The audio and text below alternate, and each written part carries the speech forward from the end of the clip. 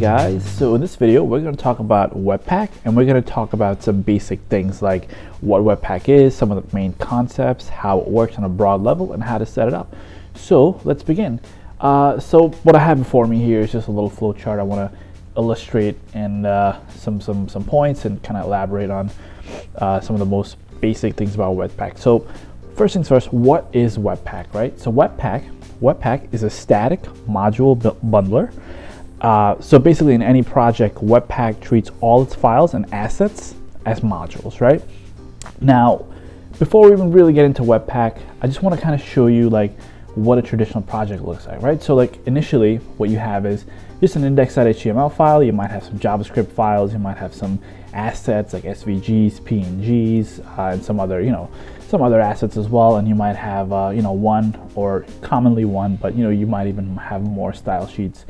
Say if you're using even Sass or something, or any other way of writing your styles.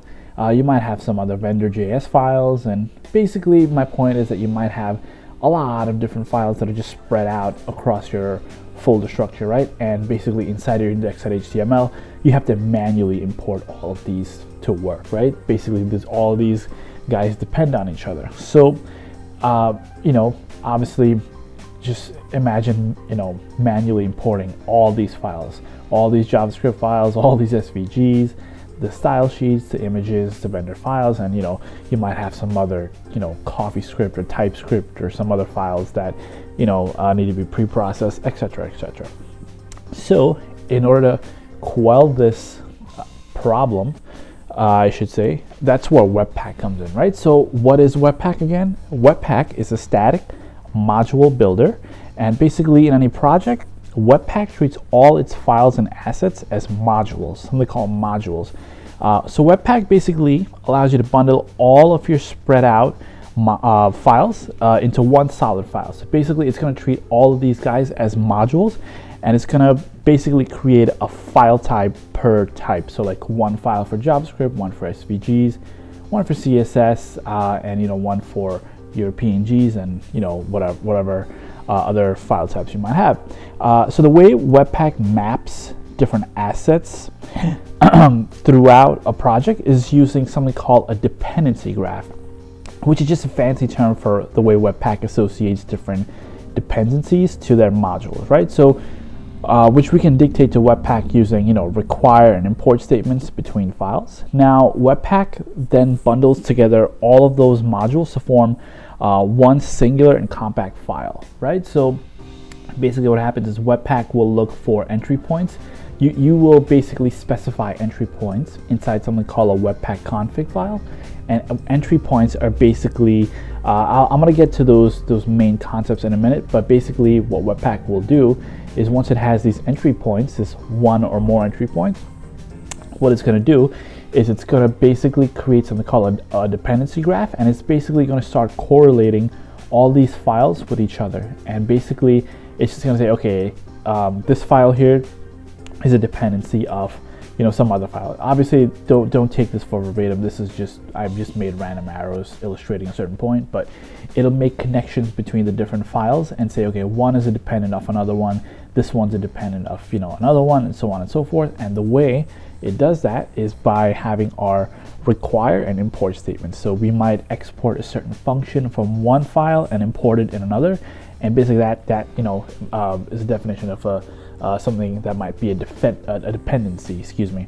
So now let's just go into, I just want to illustrate here what Webpack does. So once we specify entry points inside our Webpack config, basically what happens is Webpack will basically traverse over all the files and match the dependencies, and basically it's going to minify all those files, all those similar files, into one solid file. So you might have 3 JavaScript files with all minified code inside that one JS file.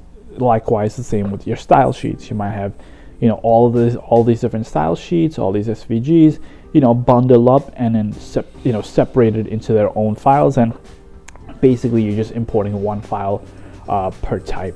Okay, so now there are some main concepts which are crucial to to be understood in order to nail the fundamentals of Webpack. So we have some main concepts, and one of them is an entry point. We have outputs, we have loaders, plugins, and mode. Okay, so now an entry point is a file, basically called a module, that Webpack uses to start building out its dependency graph. And basically from this point on, Webpack will determine which other modules are dependency of the entry point, and basically adds them to that dependency graph. And there can be multiple entry points, but for now let's just stick to one. Now an output is basically a module, or parentheses file, that Webpack outputs all the bundled code into. So basically something like this might be an output file, right? It's basically outputting all your bundled code into this one output file. Okay, so that's an output file. Now a loader is basically something that does some pre-processing for anything that's non-JavaScript or JSON. Now since Webpack can only understand JavaScript and JSON files, we need a way to convert all these other types of non-JS files into valid modules that Webpack can use, right? So basically examples of these can be CSS style sheets, CoffeeScript files, etc., which need to be pre-processed into JavaScript so that Webpack can make valid modules of them and add them to its dependency graph. Okay, so that's what a loader is in a very broad overview. Now we have something called plugins as well. Now plugins basically help with many tasks that loaders can't do. They might help with things like bundle minimization, asset management, and much more. And you can read more about plugins on the Webpack site. And then finally you have mode, right? So basically when it's pretty basic. You have production, development, or none. And production is basically just production. For production, development is for, like I said, development, and none will basically, none is just that. And you can go into details about those modes on the Webpack site. But now let's just kind of get into how Webpack works a little bit more. We'll just dig a little deeper. Okay.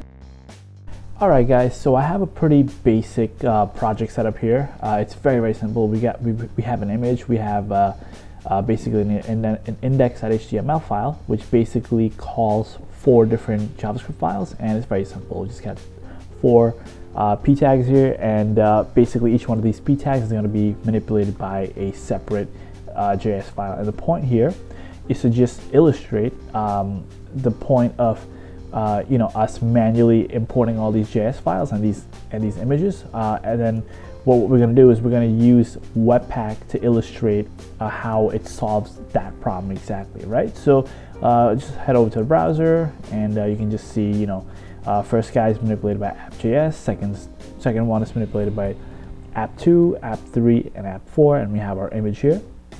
Okay, so I just want to prep you guys for what we're going to be doing in terms of Webpack. Okay, so first things first, what I did is I run npm init-y just to make it a little faster. I put the y in there, and what that did for me is it generated a package.json file for me. Okay guys, so what I've done now is I've installed Webpack and the Webpack CLI, and I've done that using the command npm install --save-dev space Webpack space Webpack-CLI. Okay, we're gonna need those two, and those are very crucial. Okay guys, so now since we have a package.json, what I'm going to do is see the scripts here, this test script. I'm just going to take it out, and I'm going to write my own script here. I'm going to write open and close parentheses. I'm going to write start, and then colon, and then I'm going to do Webpack, and I'm going to show you why this is important in just a minute. Okay, now if we were to run the script npm start, what would happen is we would get an error. We would get an error because Webpack is going to basically look for an index.js file, which we don't have. Okay, so basically it's going to look for an index.js file because that's what it's going to look at as an entry point by default. Okay, we can change that later in our configuration files, but for now, let's see inside our src file, we're going to make an index.js. Okay, now inside here, let's just put some code. Let's just do alert hello from Webpack, yes, Okay, and let's hit save. Okay guys, so what I did now is I hit npm start, and basically what happened is my code ran. If I go to my terminal here, I basically got a file that was generated inside something called main.js. Okay, so I got a file called main.js that was generated, and basically if I go back to the code here, I see this dist folder here. This is something that is generated automatically by Webpack, and basically inside here, if we open it up, we can see that we have our exact code from index.js. Okay, yeah, you can just see, you know, this has double quotes, but basically main.js is automatically generated, you know, when I hit npm start.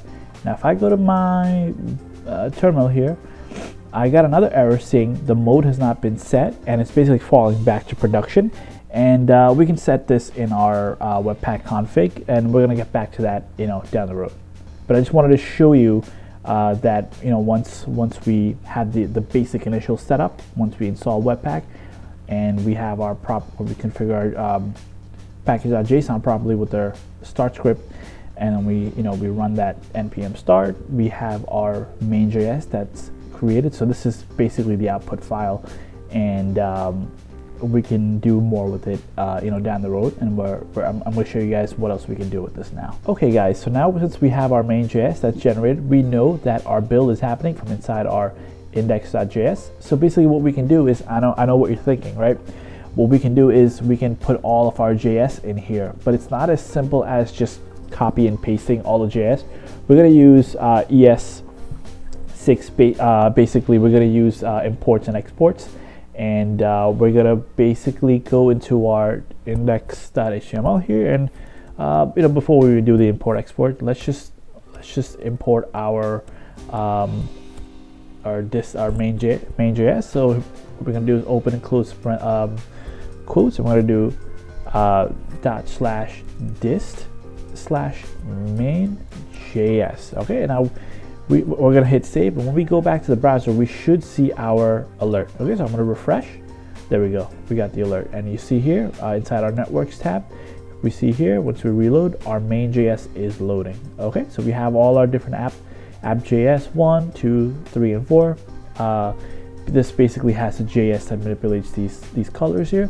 What we're going to do is we're going to take the code from these. We're basically going to export these into our index.js, and then we're going to import them here, and then Webpack is going to build this file into our dist main.js, which we're importing here in our index.html, and then we'll just, you know, simply take those out. But for now, let's leave them, and we're going to come back to that. Okay, guys, so here we are. So now what I've done is inside all my JS files, my app2, app3, and app4. Basically, what I did is I took out the document, you know, the window.onload. I was having some Babel issues, but I don't want to kill any more time. But what I did is I basically put these into variables, right? And I basically just exported these variables. So like I exported color red, that manipulates paragraph with the ID 1. Likewise for number 2, color green, you know, it does its own thing. Okay, and same for 3 and 4. Okay. And now, basically what I'm doing inside my index.js is I am importing all of those, color red, green, blue, and brown. And basically what Webpack is doing when I hit npm start is it's basically just bundling all these files together, and it's outputting them inside our dist main. And if you see inside main, we have all our code that we wrote. It's compiled, it's minified, and it's put inside this main.js file. Okay. And this is the beauty of Webpack right here, guys. This is it. This is going to basically allow you to compact all these different JS files, all these different assets. And this is a very brief example. So if you have, like, you know, many different files, you can already see how this will be beneficial. Right now, we're just working with 4, just to kind of give you the point. Okay, and basically inside my index.js, what I did is I took out all those I took out the manual loading of those 4 files, okay, because I don't need them, right? Since my code from these 4 files is already being imported into index.js, being compiled, being bundled from here with Webpack and outputted inside our main.js. So all our code now is inside main.js, right? All our JavaScript. So we just import that one file, just that one file, and that's all we need. And we hit save, and I go back to the browser, hit refresh. Oh, I didn't hit npm start. npm start. Okay. Oh, and let's do defer. Let's hit save. Let's go back, and there we go. So we have all our code here. And if we go into our networks tab, we see that we're only loading one main.js file that basically has all of our code here. Okay, so just to give you guys a very brief and basic idea of how Webpack works, this was a nice little introduction video, and we're gonna get a lot more involved. But the idea of this video was just to give you a general understanding of how Webpack works. Okay, so if you have any more questions, definitely reach out, and we'll get more involved in other videos down the road. And I hope this made sense. Bye.